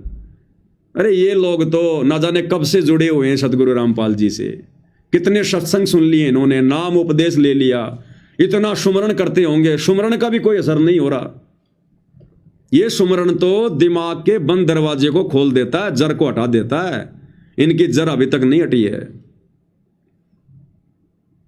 अब भाई और बहनों, गुरुदेव भगवान ने एक बार सत्संग में बताया कि एक बार मेरे पूज्य गुरुदेव अपने गांव आए हुए थे, तो हमें भी पता चला, तो हम भी चले गए गुरुदेव के दर्शन करने के लिए। और गुरुदेव ने बताया कि हमारे जो गुरुदेव थे वो 14-15 साल की उम्र में ही गांव से चले गए थे साधु संतों के साथ में। उनको उनके जो भाई और भाभी थे वो उनको दुखी किया करते थे, और वो खेतों में, जंगल में, बणी में गाय भैंस लेकर जाते थे उनको चराने के लिए। तो वहीं उनको साधु मिल गए और उन्होंने अपना जो दुख था वो रोया उनके आगे कि महाराज जी, मेरे माता पिता तो हैं नहीं, भाई और भाभी है, वो मुझे टाइम पर खाना भी नहीं देते, और आप तो मेरे को ले चलो, मैं तो बहुत दुखी हो गया। तो उन साधुओं को दया आई और उनके साथ में आदरणीय राम देवानंद जी चल दिए। अब लगभग 80 साल के बाद में दोबारा से वो अपने गांव गए, 80 साल बाद। और गुरुदेव भगवान ने बताया कि पीछे से उनको मरा हुआ जानकर, क्योंकि वो अपने कपड़े निकालकर और कोई जानवर मरा हुआ था उसकी हड्डियां थी उनके ऊपर डाल दिए। तो गांव वालों ने जब उसको ढूंढा तो पता चला कि भाई इसको तो किसी जानवर ने खा लिया। तो ये सोचकर उन हड्डियों को उठा के, जानवरों की हड्डियों को उठा के, और आदरणीय राम देवानंद जी समझकर उनका अंतिम संस्कार कर दिया था बचपन में ही। और उसके बाद से इन पंडितों ने, इन ब्राह्मणों ने श्राद्ध निकलवाने शुरू कर दिए, 5 कपड़े रखवाने शुरू कर दिए 80 साल से। तो जब गुरुदेव भगवान गए उस गांव में, और जब उस गांव वालों को पता चला कि ऐसे ऐसे, क्योंकि उनके बचपन के नाम कुछ और था, तो जब गांव वालों को पता चला कि ऐसे ऐसे जो बचपन में हम लोग सोच रहे थे कि वो मर गया, वो 80 साल बाद गांव में आ रहा है, पूरा गांव देखने आ गया। अब सतगुरु रामपाल जी ने उनकी भाभी से बातचीत की और कहा, उनकी भाभी थी या उनके छोटे भाई की शायद बहू थी, उससे बातचीत करी और कहा कि अब तो इनके श्राद्ध निकालना छोड़ दो, अब तो कम से कम इनके श्राद्ध निकालना छोड़ दो। अब तो ये तुम्हारे सामने खड़े जीवित, ये तो दुनिया का उद्धार कर रहे हैं और तुम इनके श्राद्ध निकाल रहे हो इनको मरा हुआ जानकर। तो अब तो कम से कम इनके श्राद्ध निकालना छोड़ दो, तुम्हारी आंखों के सामने खड़ा है। तो गुरुदेव ने बताया कि उसकी भाभी ने कहा, बोले ना, या तो पुरानी लाग से, इब के छुट्टे से, बोले तो पुरानी परंपरा है, 80 साल से निकालते आ रहे हैं, इब थोड़े छोड़ेंगे, आगे भी निकालेंगे इनके श्राद्ध। बोले तो पुरानी लाग से, इब के छुट्टे से। तो गुरुदेव ने कहा कि फिर बाढ़ में जाओ, आंखों के सामने आदमी खड़ा है और फिर भी इसके श्राद्ध निकाले जा रहे हैं। अब बताओ ऐसे मोतियाबिंद के शिकार को कौन समझाए। तो ठीक यही हालत भाई और बहनों, आदरणीय राम देवानंद जी की भाभी जैसी हालत इन सतलोक आश्रम वालों की हो रही है।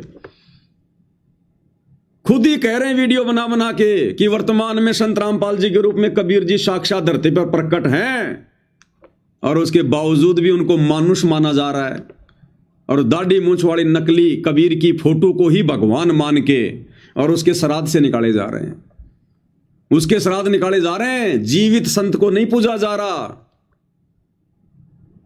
एक नकली फोटो जो ओरिजिनल फोटो भी नहीं है कबीर भगवान की, जब वो 650 साल पहले आए, और ओरिजिनल फोटो होती तो भी हमारा क्या भला कर देती।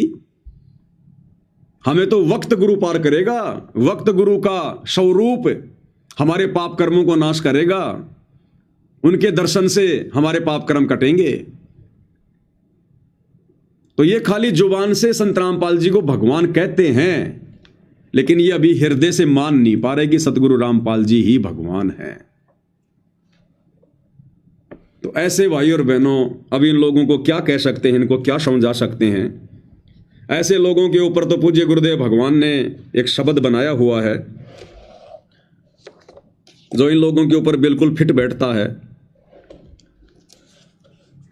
मन मान सरोवर नाण रे, जल के जंतु रे जल माही, आठों भगत बिहान रे। मन मान सरोवर नाण रे, जल के जंतु रे जल माही, आठों भगत बिहान रे। 22,84,000 जल के वासी, ये भुगते चारों खान रे।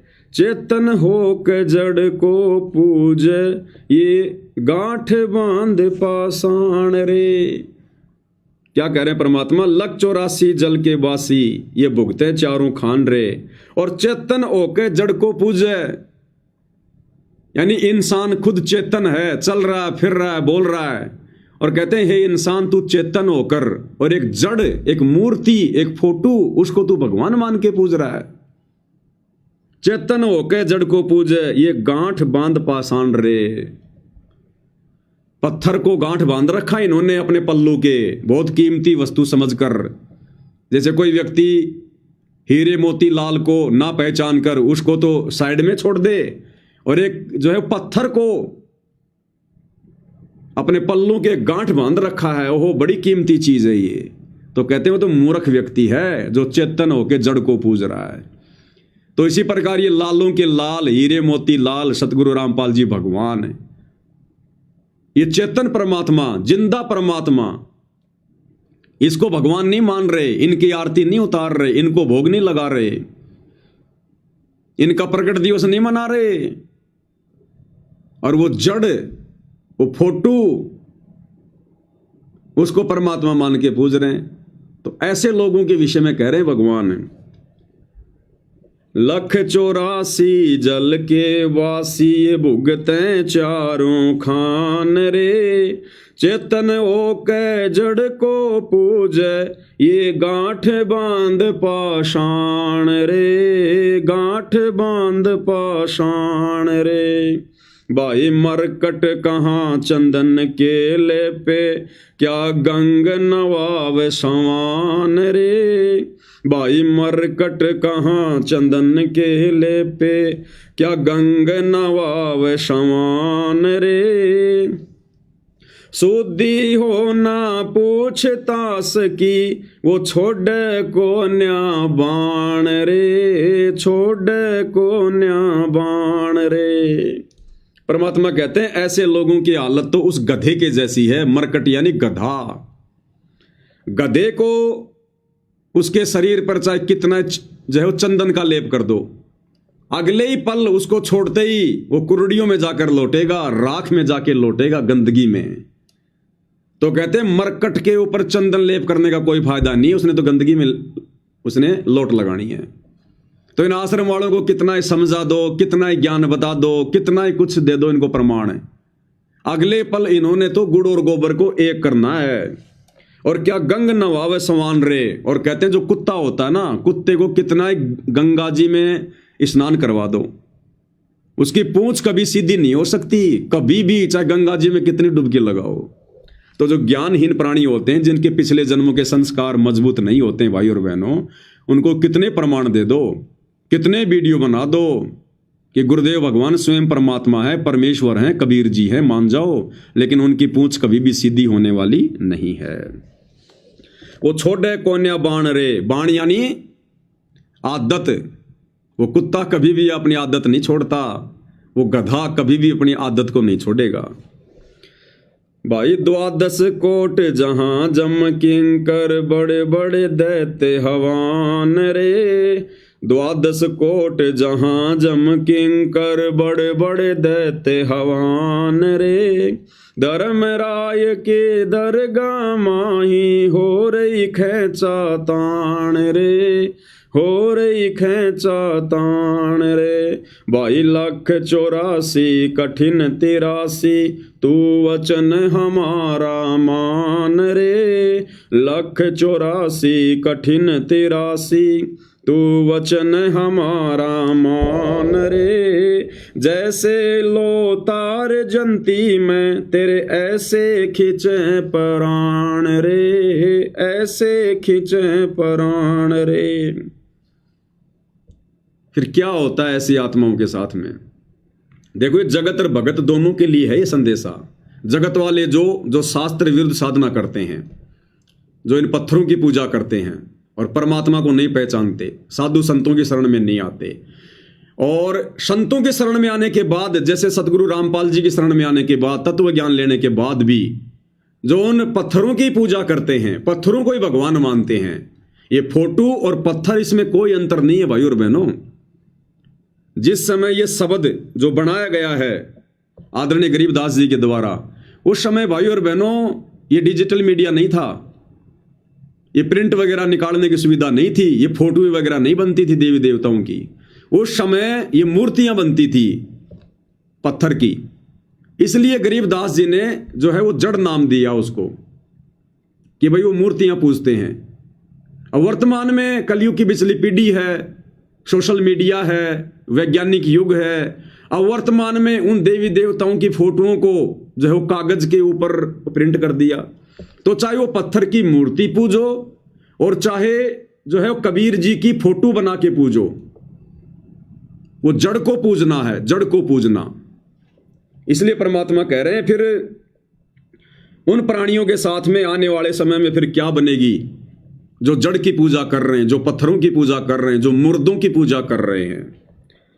12 कोट जम किंकर, जहां बड़े बड़े दैत्य हवान रे, और धर्म राय की दरगाह माई हो रही खेचा तान रे। फिर ये होगा उनके साथ में वहां पर, क्योंकि मोक्ष तो फिर हो नहीं पाएगा ना। कितनी भक्ति कर लो, कितना ही दान कर लो, कितना ही कुछ कर लो, जब तक गुरु को हृदय से परमात्मा मानकर और परमात्मा वाली भक्ति क्रिया जब तक उनके साथ नहीं करोगे उनको प्रसन्न करने के लिए, तब तक भाई धर्मराय की दरगाह में इसी प्रकार से खेचातानी होती रहेगी। भाई लख 84 कठिन 83 तू वचन हमारा मान रहे। परमात्मा कह रहे मेरी बात को सत्य मान ले, नहीं तो लख 84 में जाएगा और फिर बहुत ज्यादा वहां पे जो है वो तुझे वो परेशानियों का सामना करना पड़ेगा। 83 यानी कष्ट। जैसे लो तार जंती में तेरे ऐसे खिंचे प्राण रे। जैसे लोहे को मशीन में डाल के और उसके बारीक बारीक जो तार बनाए जाते हैं उसको छिला जाता है, तो गोल गोल गोल गोल वो स्प्रिंग जैसा उसकी जो खाल होती है लोहे की, ऊपर की जो होती है परत, वो ऐसे जमा होती रहती है, उसको कहते हैं जंती। जैसे लो तार जंती में तेरे ऐसे खिंचे प्राण में। वो धर्मराय की दरगाह में यम के दूत गुरु को मानुष मानकर भक्ति करने वालों की फिर इस प्रकार से वो खाल उतारते हैं खींच खींच के, ऐसे उनको वो कष्ट देते हैं।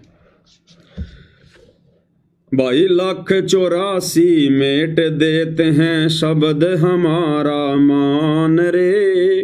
लख 84 मेट देते हैं तू शब्द हमारा मान रे।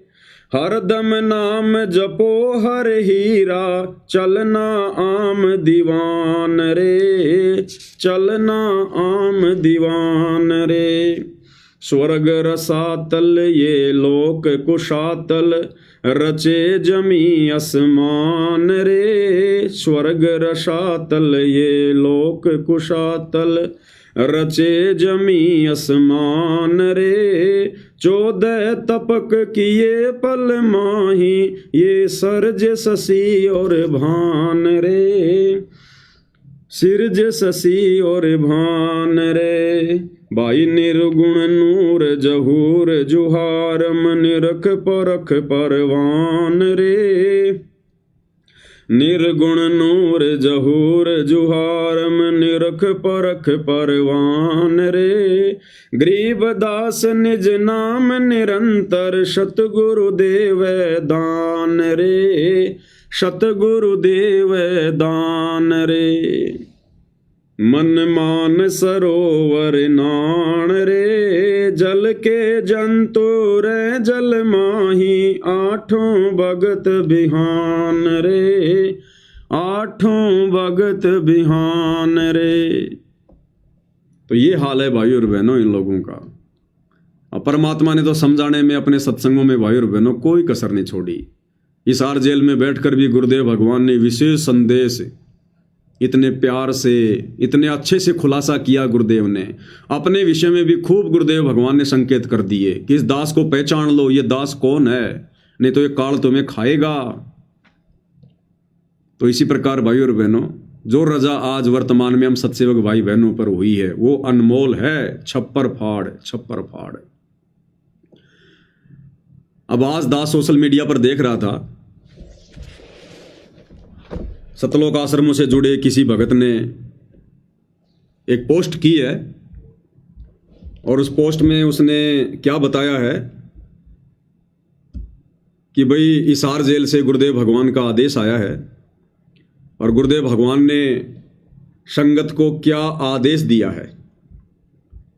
ये कोई स्पिरिचुअल लीडर संत रामपाल जी ग्रुप है, गुरु जी का आदेश है। गुरुजी ने धनाना धाम में साफ साफ कहा है। साफ साफ कहने का मतलब बिल्कुल कड़े कड़े शब्दों में गुरुजी ने धनाना धाम में साफ साफ कहा है कि सत्संग और आरती के समय पर ऐसी कोई भी सेवा ना करो जिससे सत्संग में बाधा आए, चाहे वो वीडियो की एडिटिंग हो या हेडफोन वाली कोई सेवा हो। सत्संग और आरती के बीच में बातचीत करने वाला भी दोषी होता है। सत्संग और आरती तो एकदम एकाग्र चित्त से करनी चाहिए, और अगर बीच में कोई सेवा काम भी करो तो ऐसा करो जिसमें पूरा ध्यान या फिर अधिक से अधिक ध्यान सत्संग में लगा रहे और वो सेवा भी होती रहे। अब भाई और बहनों सोचिए, ये सतलोक आश्रम वाले भाई बहन भक्ति और भगवान से कितने दूर हो चुके हैं। जो ये कॉमन बातें, जो बातें गुरुदेव हमें नित्य नियम में रोजाना बताते हैं, रोज ये कॉमन बातें भी गुरुदेव भगवान को स्पेशल तौर पर इन आश्रम वालों को कहनी पड़ रही हैं। सोचिए ये लोग परमात्मा के सत्संगों से कितने दूर हो चुके हैं, ज्ञान आधार से कितने दूर हो चुके हैं कि गुरु को भी ये बात बोलनी पड़ रही है बार बार कि रे नालायकों, कम से कम सत्संग तो बैठ के सुन लिया करो, ध्यान से सुन लिया करो। अरे आरती के समय में तो इधर उधर मत भागो, क्योंकि भाई और बहनों दास आप जियों को बार बार वीडियो वगैरह भेजता रहता है, दिखाता रहता है कि किस प्रकार से इन सतलोक आश्रमों में गुरुदेव का लड़का वीरेंद्र और अन्य लोग आरती के समय और बाहर के लोगों को, नेताओं को, नकली बाबाओं को आश्रम विजिट करवाते हैं। एक तरफ तो आरती चल रही है, दूसरी तरफ गुरुजी का बड़ा लड़का वीरेंद्र एक नकली उस कबीर पंथी को सतलोक आश्रम दिखा रहा है, उसको घुमा रहा है कि देखो जी हमने ऐसा आश्रम बना दिया, ये हमारा आश्रम है। दास ने कई बार वो वीडियो आप जियों को दिखाया है। सत्संग के समय दास ने आपको वीडियो दिखाया, ये सतलोक आश्रम वाले वीडियो बना बना के, और ये बता रहे कि हलवा कैसे बनाया जाता है, हलवे में चीनी कितनी डलती है, हलवे में चीनी कितनी डलती है, हलवे में मीठा कितना डलता है। आरती के समय, सत्संग के समय ये हलवा बनाते रहते हैं और वीडियो बनाते हैं, इसमें इतना घी डलेगा, इतनी शक्कर डलेगी, फिर इसको इतना रोड़ेंगे, फिर ये हलवा तैयार होगा। और उधर नित्य नियम चल रहा है। और गुरुदेव क्या कह रहे हैं कि सेवा भी अगर करनी है तो ऐसी सेवा करो जिस सेवा को करते करते भी सारा का सारा ध्यान तुम्हारा सत्संग में हो, आरती में हो। अब बताओ भाई और बहनों, इस प्रोसीजर से वर्तमान में भक्ति कौन कर रहा है? इस विधि से, जो विधि गुरुदेव भगवान बता रहे हैं, आदेश दे रहे हैं, अरे 30 साल सत्संग करने के बाद अगर गुरु ने संगत को यह बताना पड़ रहा है कि आरती ऐसे करनी चाहिए, सत्संग ऐसे सुनने चाहिए, तो धिक्कार है उस भगत की कॉमन सेंस को, धिक्कार है उस भगत को जिसने गुरु ने बेसिक बात भी जोर देकर समझानी पड़ रही है। अब सोचिए भाई और बहनों, गुरुदेव भगवान का छप्पर फाड़ा आशीर्वाद कहां है? अरे इस विधि से तो आरती हम सत्सेवक भाई बहन करते हैं, 100 काम छोड़कर सत्संग सुनते हैं, 100 काम छोड़कर, और गुरुदेव भगवान की आरती उतारते उतारते हम लोग जो है उनकी महिमा कर रहे हैं। संध्या आरती, सुबह का नित्य नियम, तीनों समय की आरती हाथ में भक्ति बोध लेकर, या गुरुदेव भगवान की जो आरती है हम भगत भाई बहन उसको अपने मुंह से उसको रिकॉर्ड करके साइड में उसको चला के, और वो शब्द हम ध्यान से सुनते हैं और गुरुदेव भगवान की आरती उतारते उनके ऊपर हम चवर करते हैं। तो इस विधि से सत्संग कौन सुन रहा है? इस विधि से आरती कौन कर रहा है? तो गुरु का आशीर्वाद कहां होगा? फिर किन आत्माओं से गुरु प्रसन्न होगा? इसलिए दास कहता है कि ये जो साध संगति हैं, ये गुरुदेव भगवान का यथार्थ 13वां कबीर पंथ है, यथार्थ 13वां कबीर पंथ। और गुरुदेव के आशीर्वाद से यहां पर आप और हम भगत भाई बहन इतनी अच्छी भक्ति कर पा रहे हैं, मर्यादा निभा पा रहे हैं। अन्यथा इन आश्रमों में देख लो, ये कहते हैं कि सतलोक आश्रम तो भक्ति के केंद्र हैं, और भक्ति की यहां पर छीट भी नहीं है। वो अंतर्यामी भगवान तो हिसार जेल में बैठ के सब देख रहे हैं ना, ये क्या ड्रामे कर रहे हैं, कैसे इनकी आरतियां होती हैं। इन आश्रमों में जाकर आने वाले भगत भाई बहन बता रहे हैं कि भगत जी हम चले तो गए, लेकिन हमारा तो मन वहां बिल्कुल नहीं लगा, साथ संगतियों वाली खुराक वहां बिल्कुल भी नहीं है, 1% भी। बोला सतगुरु रामपाल जी भगवान के समय सतलोक आश्रमों में कम से कम संगत आरती के समय बैठ तो जाया करती थी। वर्तमान में तो कोई बैठता भी नहीं है, कोई बाथरूम में भग रहा है, कोई भंडारा ले रहा है, कोई दूसरी तरफ जा रहा है, मोबाइल ले लेके बैठे हुए हैं, मोबाइल में लोग देख रहे हैं, खेल रहे हैं, आरती चल रही है, हो गई आरती, कोई लेट रहा है, कोई आपस में बातचीत हो रही है, जैसे किसी ब्याह शादी में होता ना, वैसा होता है वहां पर। उसके बाद उन भाइयों ने फिर आश्रम में जाना छोड़ दिया कि भाई यहां भक्ति नहीं है, हम तो गलती से आ गए थे, यहां पर यहां आत्मा की खुराक नहीं है। तो ये दया गुरुदेव आप और हमारे ऊपर बख्श रहे हैं। और सोचो भाई और बहनों, इन आश्रम वालों को गुरुदेव ये आदेश दे रहे हैं, इन आश्रम वालों को, इन लोगों के अनुसार, इन आश्रम वालों को, जबकि आश्रम वालों को इस प्रकार के आदेशों की आवश्यकता नहीं पड़नी चाहिए। जिस प्रकार हॉस्पिटल में कोई रोगी एडमिट है और हॉस्पिटल में एडमिट रोगी को ज्यादा टेंशन नहीं होती है। क्यों नहीं होती? क्योंकि अगर कोई दिक्कत भी हो गई तो वहां पर डॉक्टर होता है, तुरंत डॉक्टर उसकी हेल्प करेगा, उसकी मदद करेगा। लेकिन ये सतलोक आश्रम वाले तो, जो भक्ति रूपी हॉस्पिटल है, उस आश्रम में भी भाई और बहनों ये एकाग्रचित होकर बैठकर या खड़े होकर या भक्ति बोध लेकर ध्यान से आरती नहीं कर रहे। तो सोचो भाई और बहनों, जब ये उन आश्रमों से अपने घरों पर आते होंगे तो अपने घरों पर फिर ये क्या आरती करते होंगे, ये क्या सत्संग सुनते होंगे, कितने ध्यान से सुनते होंगे। जब गुरुदेव ने यहां तक लिखना पड़ा, आदेश देना पड़ा अंतर्यामी ने कि रे कम से कम तुम इतनी दूर दूर से आते हो, कोई 1000 किलोमीटर से आ रहा है, कोई 500 किलोमीटर से आ रहा है, क्यों आ रहे हो? टाइम पास के लिए आ रहे हो क्या? अरे आश्रम में भक्ति के लिए जाते हैं, सेवा के लिए जाते हैं, और तुम इन आश्रमों में आकर भी वही बकवाद करते हो। तुम्हारी नींद ही पूरी नहीं होती, तुम्हारी मोबाइल से आंखें नहीं हटती, तो फिर तुम क्यों आ रहे हो आश्रम में? तो सोचो भाई और बहनों, आश्रमों में जिनकी भक्ति ये है, तो सोचो आश्रम में तो महीने में वो 2 दिन जाते होंगे, बाकी के 28 दिन अपने घरों पर वो क्या भक्ति करते होंगे।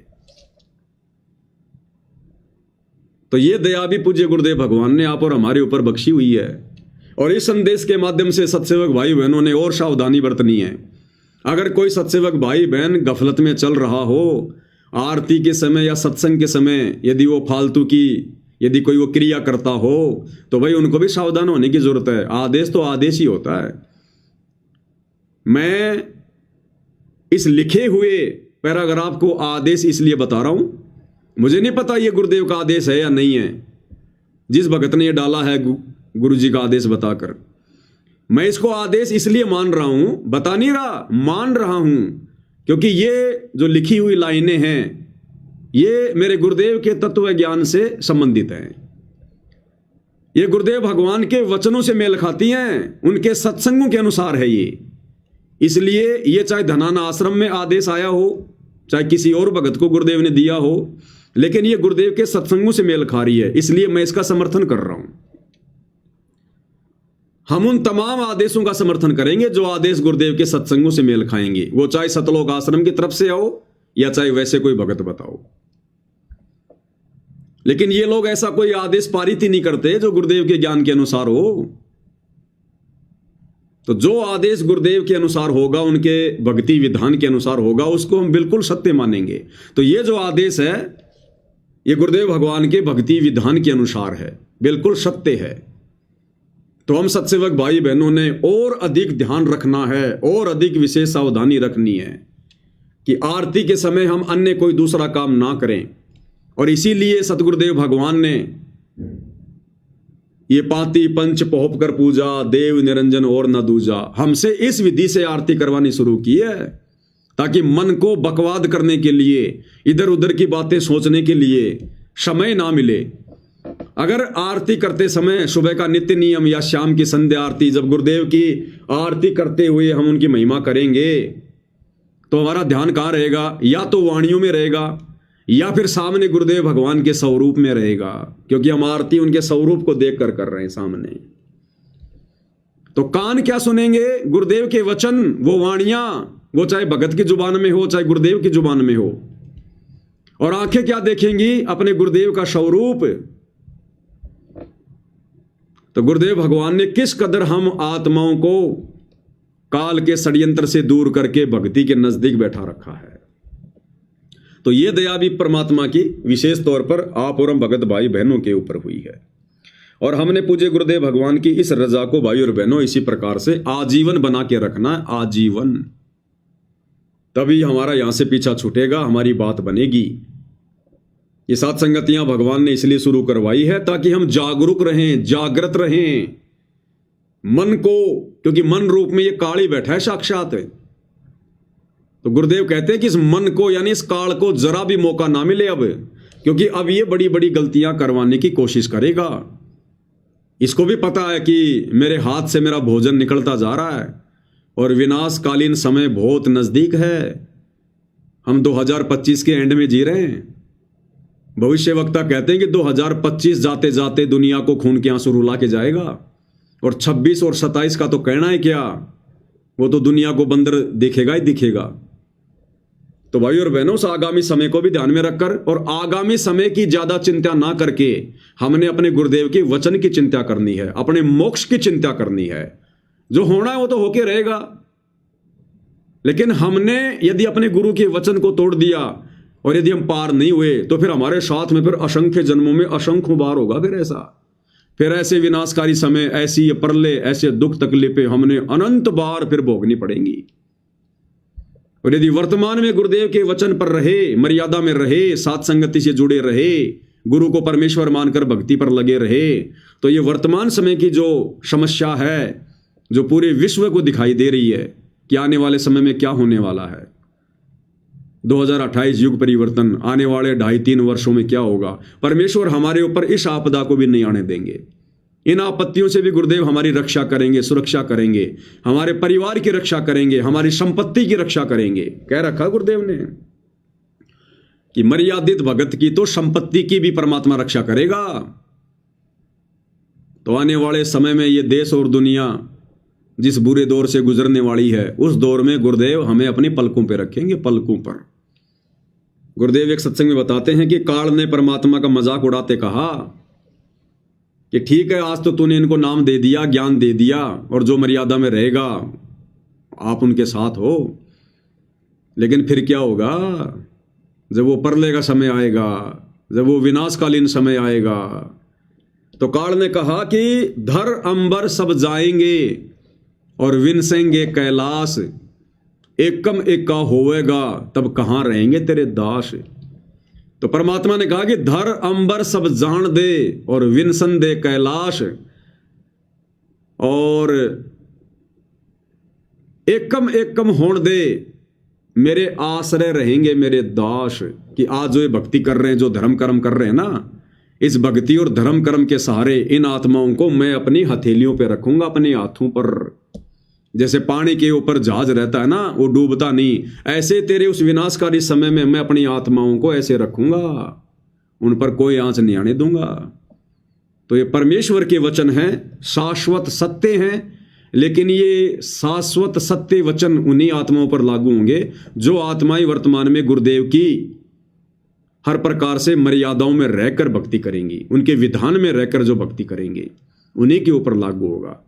भाई डॉक्टर का इलाज, डॉक्टर का ऑपरेशन उसी आत्मा पर सफल होगा जो आत्मा, जो व्यक्ति डॉक्टर के द्वारा बताई गई सावधानियों में रहकर, उन परहेज को निभाकर जो अपना ट्रीटमेंट करवाएगा, गोली दवाई खाएगा। तो इसी प्रकार भक्ति मार्ग में गुरुदेव भगवान ने हमें जो विधान बता दिया, जो नियम और मर्यादाएं बता दी हैं, गुरु वचन बता दिया है, हम उसमें रहकर भक्ति करेंगे तो परमेश्वर की जो रजा है, जो आशीर्वाद है, वो हमारे ऊपर बना रहेगा।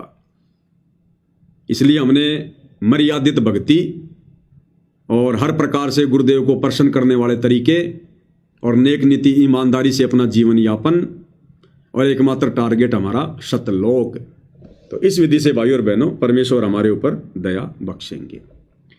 तो आज की सतगुरु महिमा में केवल इतना ही।